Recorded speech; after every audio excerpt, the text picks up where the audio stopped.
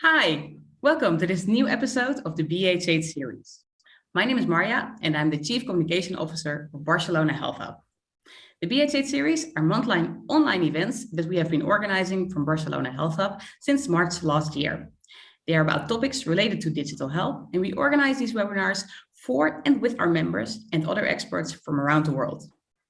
This new episode of today is organized in collaboration with our member Telemedi, and we will talk about how to implement hybrid healthcare to make medicine easier and more usable for older citizens. Today, you discover everything you would like to know about Telemedi's approach to bring back the most important aspect of a medical service, the humane factor. Healthcare has changed considerably in the recent years. There are different approaches, channels, and technologies involved in medical practice. However, the main principle must remain the same: giving patients the medical health solution they really need, especially to the elderly. The most important social problem is to relieve the public health service and guarantee as many inpatient visits as possible for those cases that require them. Weli by Nationale Nederlanden, Cuideo and Telemedi stand firmly behind the hybrid health model, which means creating opportunities to choose your treatment route: physical visits or online consultation. They join their forces to enhance the accessibility of elderly to the highest level of healthcare. Today, in this webinar, they will share their approach on how to implement a hybrid model to break down barriers in modern healthcare and make it accessible and affordable for all elderly people. Now, without further ado, I would like to welcome the panelists of today. It's Rafael Rodriguez Gonzalez. He is a Business Development Director at Telemedi. Albert Vidal, Proposition Lead at Nationale Nederlanden. Michiel Das, CMO and Head of Growth at Cuideo. And last but definitely not least, Manuel Vasquez, Doctor and Psychiatrist at the Germans Trias y Pujol Hospital. Please, guys, introduce yourselves shortly. And Rafael, the floor is yours. Okay, thank you very much for the nice introduction, Maya. Well, I'm very glad to be here. And well, regarding myself, as you mentioned, I work for Telemedi and Global Business Development for Spanish market. And well, I would like to just a little bit of background of what we do on Telemedi. Telemedi is a global health company. We have been in the market offering our solutions since 2014. We have our own dedicated telemedicine platform. On a monthly basis, I will say that we manage circa 100,000 consultations, and we have activities across Europe and Latin, partnering with more than 100 B2B clients. To be more specific regarding our solutions, we have our own white label platform, and we offer the possibility to connect with GP specialties by chat, video, or telephone. In terms of languages, we have like more than 12 languages available, and we can issue local prescription, referrals, electronic prescription. So, well, as a summary, I will say that we are the trusted partner for digital, and we give to our clients a unique plug-and-play plug-and-play platform across several markets. So Albert, I think now the floor is yours. Hi, thanks. It's a pleasure to be here today with all of you. Hi to everyone. So I'm Albert Vidal. I work in Nationale Nederlanden, Spain, and I'm the responsible of Weli, which is a new innovation initiative that has been recently launched. Well, our first pilot has been recently launched this summer in the Spanish market. This project has been ideated during the pandemic in collaboration with Telemedi and Cuideo, which are our partners in Weli. And the value proposition aims to help Spanish families, elderly people, and also their families to what we call to close the loop of caregiving. No? So the idea is to help them towards having a carefree retirement and enable a customer journey with different services provided by trusted partners to have access to the top quality healthcare services and also home care services. That is the one that is currently available in the market, but the idea in the future is to integrate more services around this journey.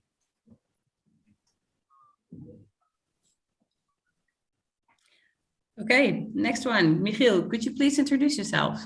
Yes, of course. Well, from my side as well, pleasure being here and sharing this virtual stage with all of you. So I'm Gildas, I'm the CMO of Cuideo. Cuideo basically is the leading platform in Spain that allows families to hire and to manage home care solutions. So what we're basically doing is we're helping families find the right caregiver for their specific situation. So we have a database of more than tens of thousands of caregivers in the entire region of Spain who have undergone a demanding selection process. And this allows us then to find the ideal caregiver for any family in the entire region of Spain, and to help them stay at home longer and therefore also improve the quality of life of those the elderly in general. So in terms of like the recent evolutions in Cuideo, so in October 2020, we launched our product to the French market. In October 21, we were selected as one of the 15 startups to participate in Google for Startup Accelerator Europe. And in November 2021, and we were also listed as one of the 15 most promising startups in the insurtech industry by the Spanish newspaper El Referente. So yeah, very, very happy to be here with you all today. We're also very happy to have you with us. Manuel, can you please introduce yourself as well? Yeah, Manuel, I'm a psychiatrist. I previously worked in Madrid. Right now I'm working in Barcelona in Hospital Germán Trias. Right now I'm working in the emergency department, but previously I've worked in the residential unit with more chronic patients and elder patients, and also in an acute unit with patients that are having in many times their first contact with psychiatry. The caring of the different kind of patients and also involving the part of general medicine into practice has always been an important part of even psychiatry for me, although it's not quite often that taken into account in many patients, but with patients with a more general profile and have more co-occurring other conditions, I think it's actually quite important. Great, thank you so much for your introduction. Well, let's start with the more pressing matters from today, because today we are going to discuss how to solve the real problem of limited access to healthcare for older citizens, especially for those living outside the big cities in the rural areas. Albert, could you please indicate how you think in which way key market players should provide access to healthcare? Yes, I think that during the pandemic, we observed something very interesting. No? There is the major adoption of telehealth, no, by all the population, no, not only elderly, by all the population, no, because we were in a very extraordinary circumstances, right?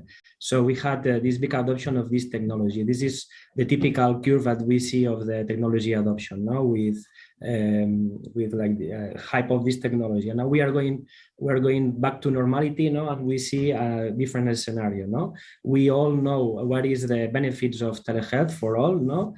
So you can access to a good healthcare service at your home, but now there is a question, no? So how this technology is going to maintain in the market, how this can benefit not only elderly but the old population, and I think it's the time to think in which are those use case or those situations where this technology can give solution to many of the access problems that the population has. No, in this sense, and from Weli perspective, we identified that this can be a very good complement, for instance, for people who has limited or difficult access to quality health. No? And we were thinking, for instance, in elderly people in the rural areas of Spain, no? That maybe they have very far hospitals or good doctors or some kind of specialties, and especially for people maybe that is very long treatment, so there is long trips to the rural areas, so in this case we think that platforms like Weli and other solutions can also complement accessibility to a good services to these people, But we only don't think about healthcare. I think that this is a model that can also help to access different services from rural communities. This is something that also I think that has happened in other industries and other sectors before.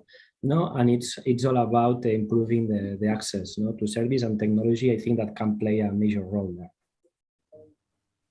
Okay, thank you. Well, as you might know, Telemedi's approach is to stay focused first on the patients, and then comes the technology. We're now going to show you a great video where it will be explained a little bit more.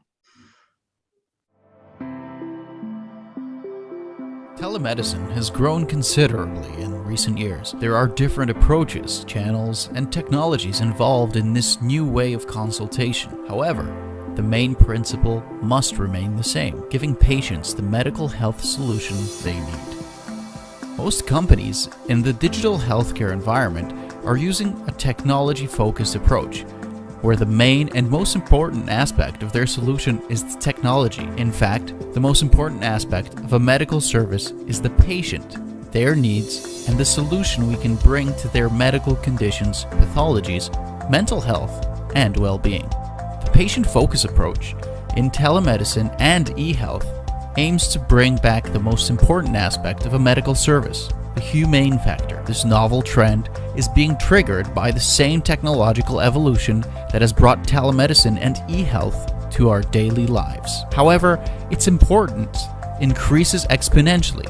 Hence, the patient must feel closer to their health service. The personalization in telemedicine and e-health is an approach where the one-size-fits-all claim is abolished. It is a combination of different aspects related to the patient's care. The new personalization process is a multifaceted approach in which there are at least 6 steps to take into account.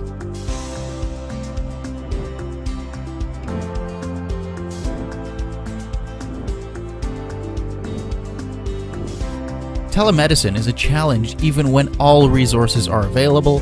The main reason for this is the difficult assessment healthcare professionals need to perform through digital channels and to be able to tackle all patients' needs. A proper personalized healthcare is one where the doctor will give the patient the possibility to express concern and attention, empower patients to be part of the decision-making process, create a long-lasting relationship with the patient, and reach out to the patient's feelings and concerns. Patients will always have a reason for their consultations. This reason might not be obvious in some cases, but any healthcare professional should have the ability to find the real reason for the consultation and guide the patient towards a journey to find a definitive solution for its necessities.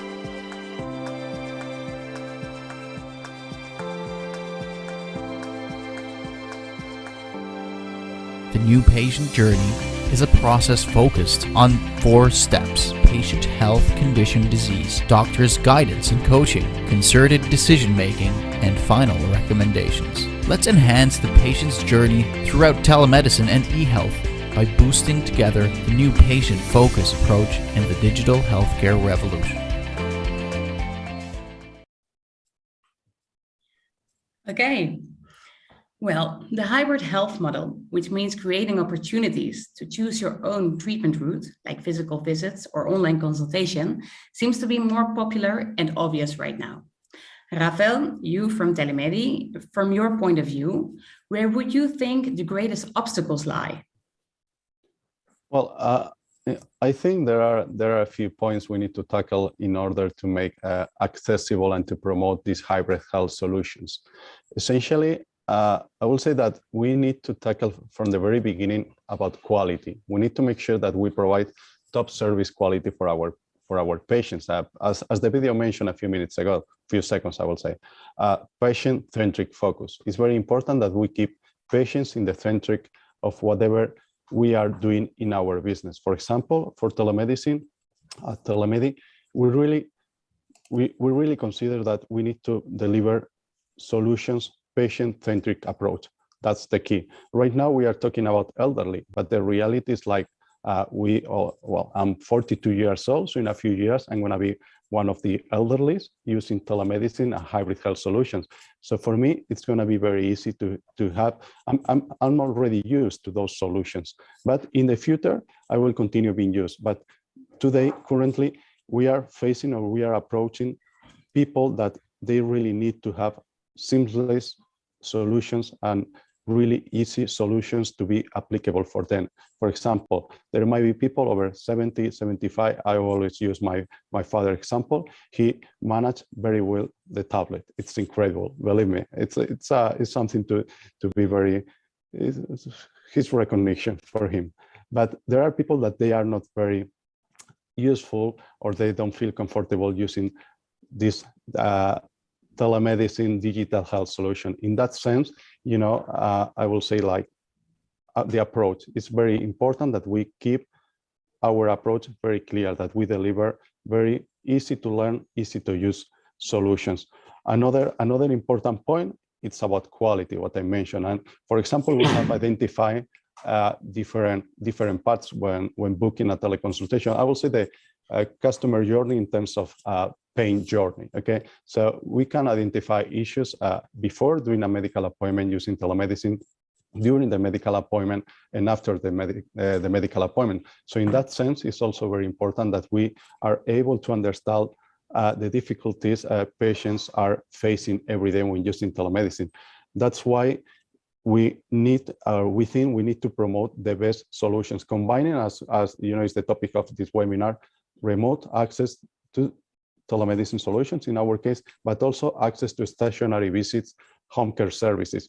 For example, like Cuideo, like our doctor here, it's the perfect complement in order to make sure like we create a dedicated or a specific customer journey where we combine digital and stationary visits at the same time, that we are able to deliver the best solutions for elderly, also for young people, to be very honest, combining both services at the same time is going to be the way to make sure that we fulfill customer expectations. Okay, so I will say those two principles are key in order to make accessible telemedicine hybrid models, elderly people, as I said, which right now we are young, but in a few years we're going to be using all these solutions. So we get used to face-to-face meetings, to digital health, whatever we can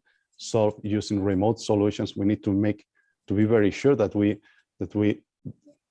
we create a new route for all these persons so they can get proper treatment, proper, for example, Cuideo caregivers, that they can provide proper care at home, like there are so many examples. I think I will say a new customer journey. The new customer journey, where combining telemedicine solutions and home care services is the way in order to implement these hybrid models. Okay, great. Thank you so much, Rafael. That's great. Next to this, a lack of trust to caregivers seems to be the biggest obstacle for families searching for help for their relatives. Michiel, maybe you could tell us how to convince them to choose them to have their elders with the best professionals. Yeah, very good question indeed. But before answering the question, let me also just quickly comment on what Rafael was saying. Because Cuideo's model also perfectly fits this hybrid model that Rafael was talking about, and also Albert before. Because once you have that technology in place, you also need to make sure that it's being well managed, but also that you're answering the needs of those people that require that assistance that Rafael was talking about. And this is basically what we do at Cuideo. So very much in line with what my colleagues have already explained. Back in 2015, we already noticed that more and more people were growing older, no? And this was only going to increase, and therefore the need for that specialized help will also continue to increase, no? Which is in fact the main problem or the main challenge that we have in this silver economy, as we call it, no? So just to give you a specific example, the dependency rate, so the number of people that require specialized help, is increasing every year by 17%, right? 17% every year. So that's a lot of new people that require specialized help at home.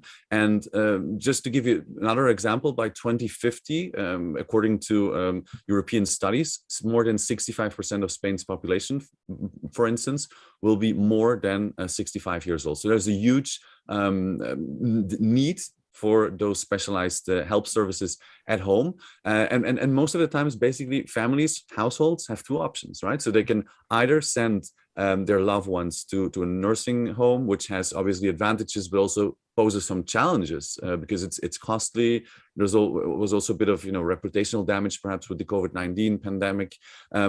Or they can rely on public solutions, so on government programs, et cetera. But with this increasing amount of people that are requiring help every year, that model is not sustainable in the long run. So a lot of families are doubting at this point, as to what should I do?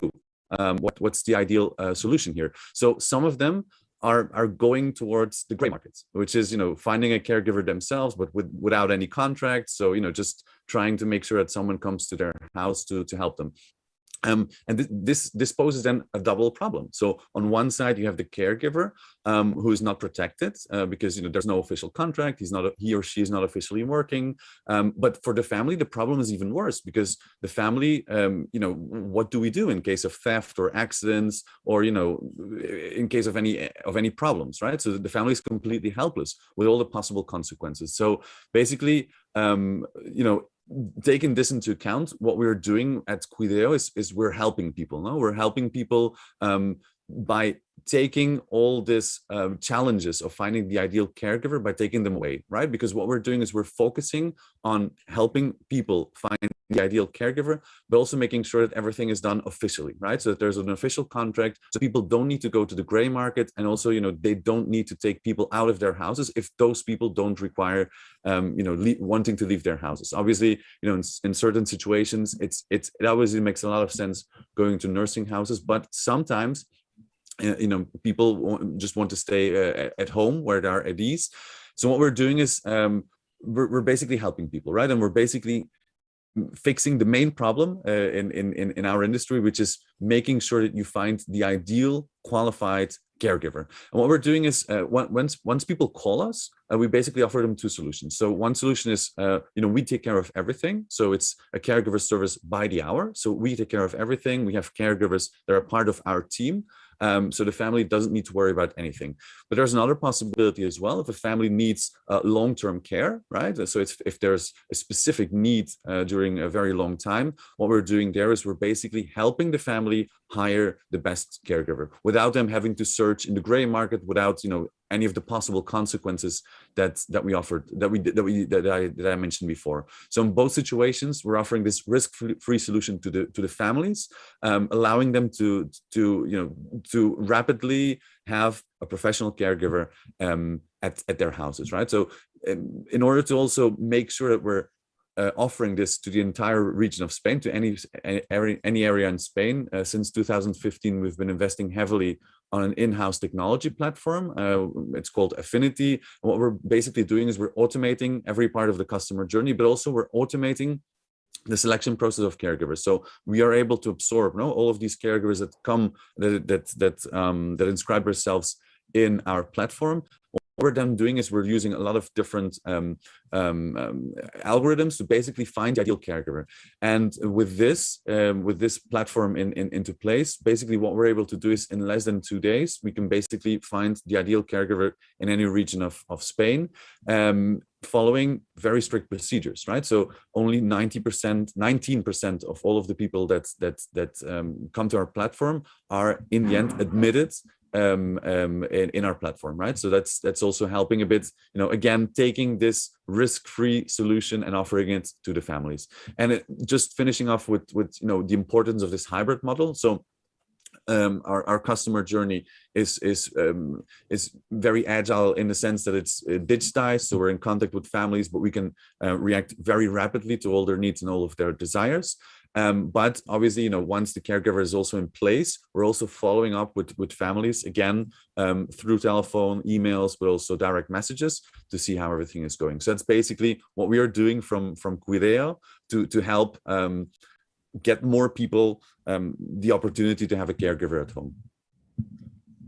Thank you, Michiel. But what I understand from your story, it's also about security, like Exactly. not only for the caregivers, but also for the patients. Exactly, for both sides, no? So the family is assured that there's enough professional caregiver with references that have been checked by us, and also from the caregiver's point of view, everything is official, right? And there's an official contract. So there's also this trust relationship between the two, and we are there as well in case anything happens. So we're always following up with the family, but we're also connecting with the caregiver to see that both sides are always in a good relationship. Okay, thank you. Well, talking about caregivers, I'm actually very curious about the opinion of Manuel, our doctor in the house of today. Manuel, satisfaction of a patient is the most important aspect when it comes to a hybrid healthcare. Can you tell us how to build a solid foundation on which quality prevails to provide a service that builds trust in patients? Well, I actually think one of the most important parts about that is asking the patient what he wants. How can you actually help them? I think if you ask them, they will tell you. They don't always know, and they will have doubts, mostly because they probably are not used to the doctor asking them, how can you do something to help? They probably are more used to having their doctor tell them what to do. But I think we are going right now through a great transition in medicine, where doctors are not just a person that you go to and they tell you, you have to do this because I say so, and are becoming more someone you go to ask questions. But this is difficult when you have like 10 minutes to visit a patient. Obviously, you cannot in 10 minutes talk to them, ask what their expectations are about healthcare and explain to them what their condition involves and which would be the best way to treat it or to care for it. But I have like this kind of utopic kind of dream where, I don't know, maybe you need to start a diet. Well, instead of just like going to your doctor's office and the doctor telling you, well, you should eat this and this and this, I think that it would be like ideal if you could do that in the supermarket. I mean, I'm talking to my doctor, I'm in the supermarket and I'm showing my doctor which are the things I'm like thinking of buying, and he's telling me like, no, you shouldn't get those cookies, get the other ones, or put that kind of whatever down, pick the oranges or the carrots or things like that. Because I think that for one, that engages the patient, the relationship between patient and practitioner a lot more, so they feel a lot more confident and are more willing, and in the end they will be more willing to actually do the things you tell them, because that's actually another very difficult part. Changing your habits and changing the things you do on a daily basis is difficult. It's the most difficult thing. It's way easier for people to take a pill than change their potatoes for carrots, for example. But if they like feel they trust the person that's telling them this kind of thing, it's a lot more probable that they will do those changes and that they will adhere to these new habits that you're trying to implement. But that's not possible if I don't trust the person I'm speaking to. So that part is actually very important, not only in healthcare and in a way that you can ask the patient and make a good diagnosis, but also in maintaining the changes or the treatments you would like to include and that you think that will benefit the patient. In the end, we human beings don't just do things because they are right. We actually do things because they feel right. And that's important in healthcare. Great. Thank you. Interesting. Thank you, Manuel.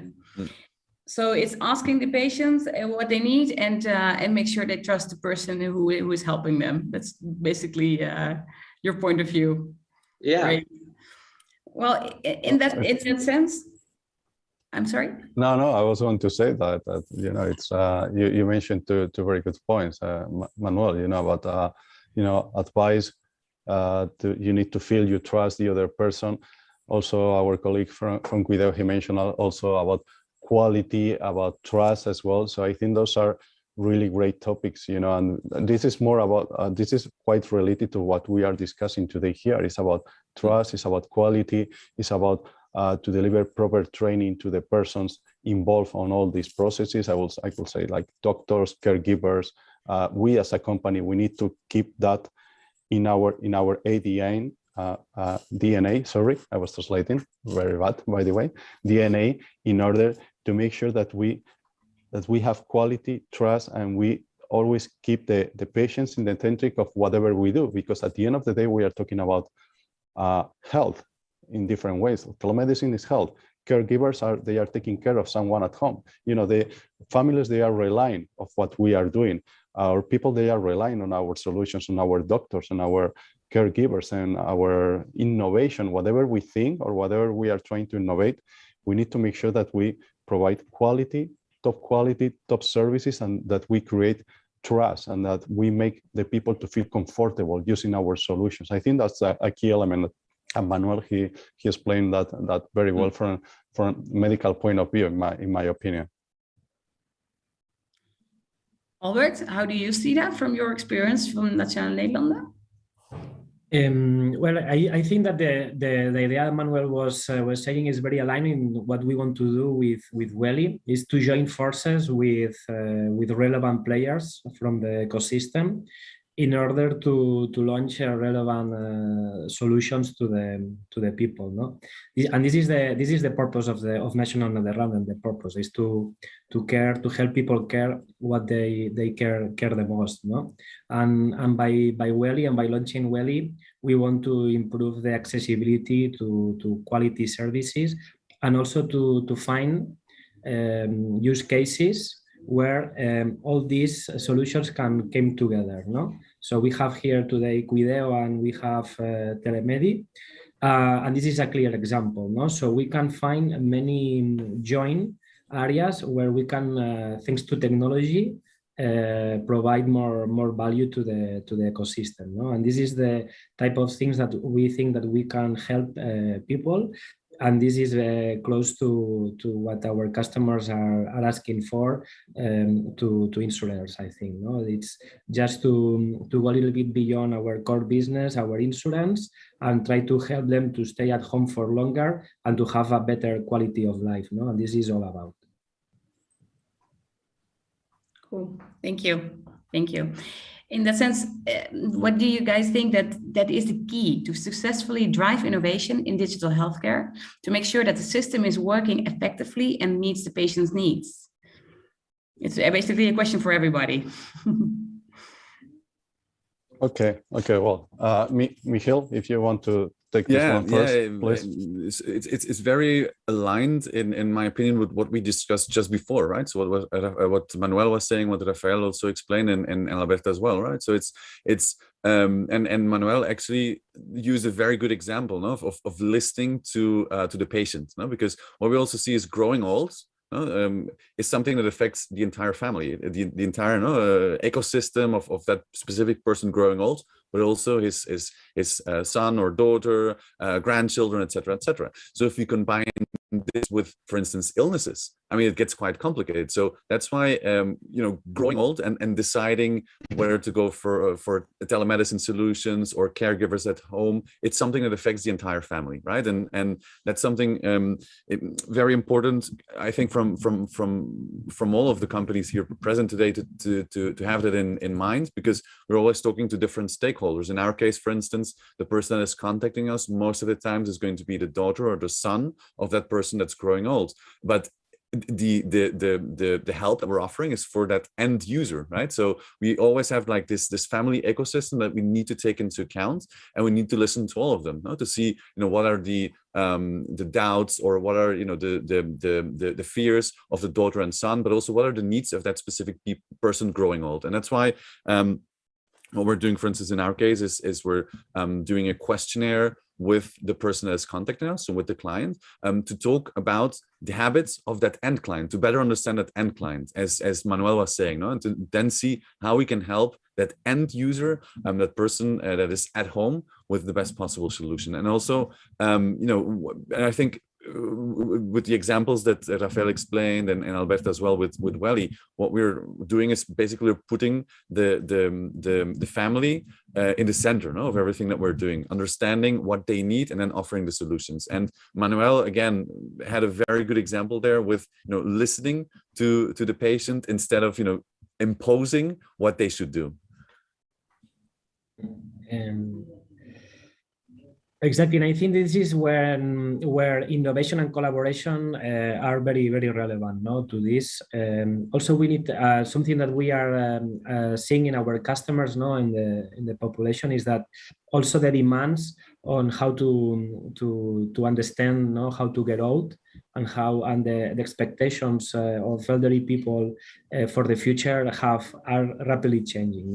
I guess that also this has been accelerated by the pandemic. That people just had time to think in what they expect for their retirement, and they just expect that new value propositions, innovative companies, startups in the ecosystem find out the solutions that the market will demand probably in the future.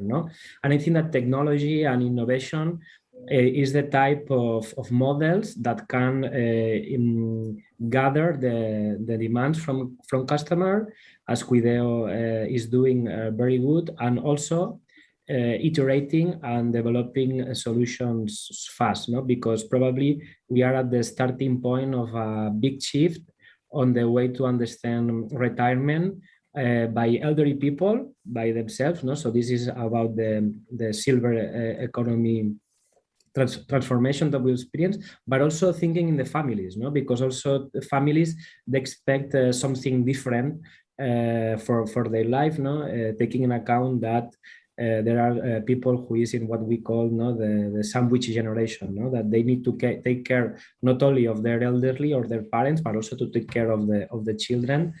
And this is, I think, very, very important to understand and to listen from what customers want, and also ideate and develop a solution fast into the market. Sorry, Manuel. Yeah, I think it will also be important if patients somehow could keep record of the parameters that are often measured using the devices they get at home, because that way, if the idea is to work together with the public health service, which in Spain, public health service is actually quite good. I've been able to see health service in different countries, and from the different places I've been, Spain, I think, is actually with its shortcomings in something, but I think it works very good. And I think if patients could somehow have also those parameters, measurements, their blood pressure, blood pressure records, and that kind of thing, and they could like easily show them to their GPs, or if they go to the emergency department, that would like greatly help see both sides as complementary and like helping each other, and not being like a separate thing. Like one thing is the health service I have at home, and a completely different thing is when I go to the hospital.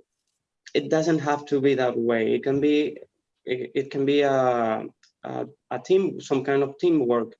And if the patients have that kind of thing and they can access it easily, they can show it to their doctors when they like go to these places, to the hospital, emergency department, and that helps us a lot make decisions based on how the patient has been for a few weeks or days or months, not only what we see at the emergency department, because oftentimes these patients are not the best at explaining what's happening to them.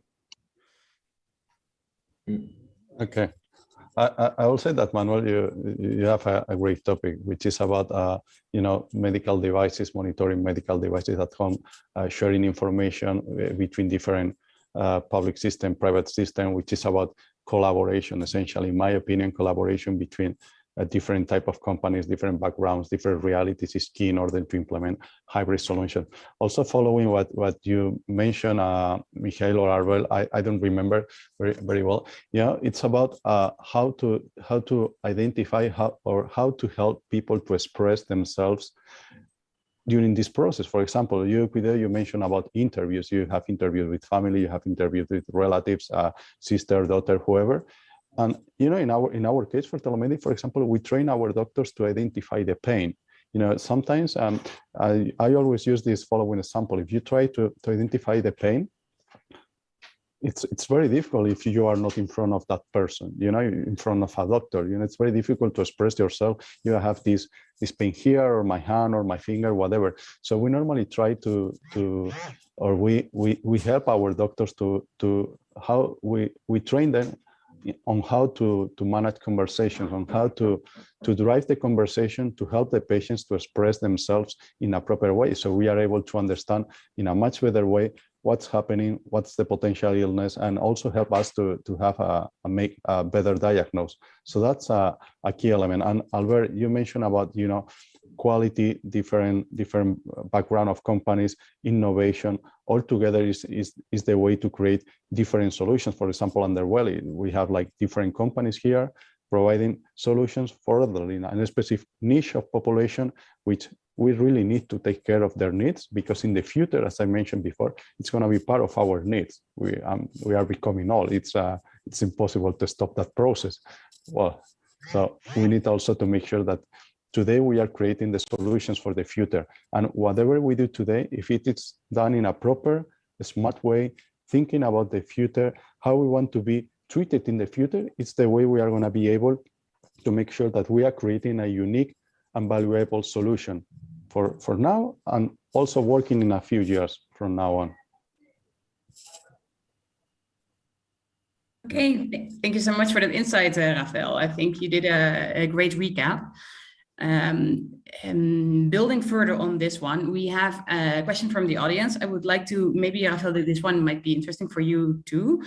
It's from Jody Picas. The question is as following. For a person-centered care, could social integration and health information be a part of the solution? And what role does technology plays here?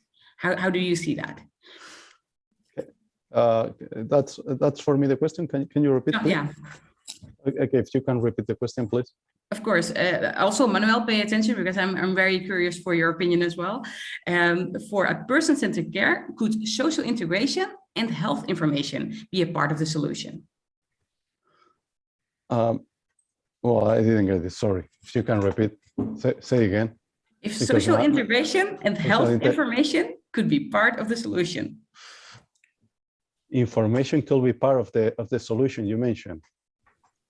Well, I think we often start too late with many things. Okay, I think we're used to waiting for something to go wrong and then we do things about it instead of preventing things from going wrong in the first place.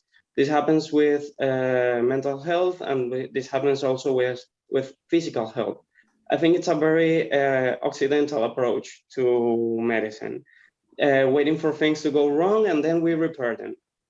But yes, information and social approaches, if done at an appropriate time, can not only be a part of the solution, can in probably many cases prevent the problem from arising in the first place.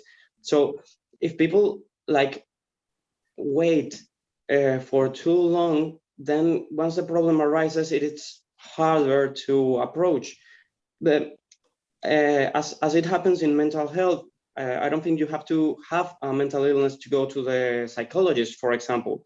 But this also happens with prevention programs in medicine. You don't have to be ill to start a prevention program. If you start a prevention program before you get ill, you can prevent the illness from happening. Or even if it does happen in the end, maybe it will be a lot more manageable than if you hadn't done anything until that point. So yes, information and social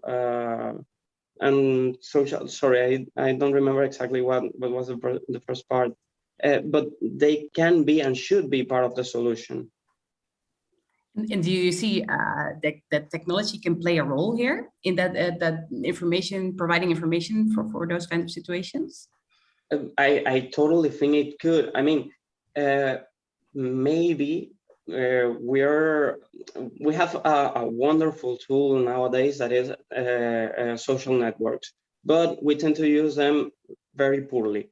Instead of using them for, I don't know, watching videos of kittens, we could be using these social networks to learn about our health and to learn about what's happening to my family and how can I help them, how I can, I don't know, if I have a relative that at some point had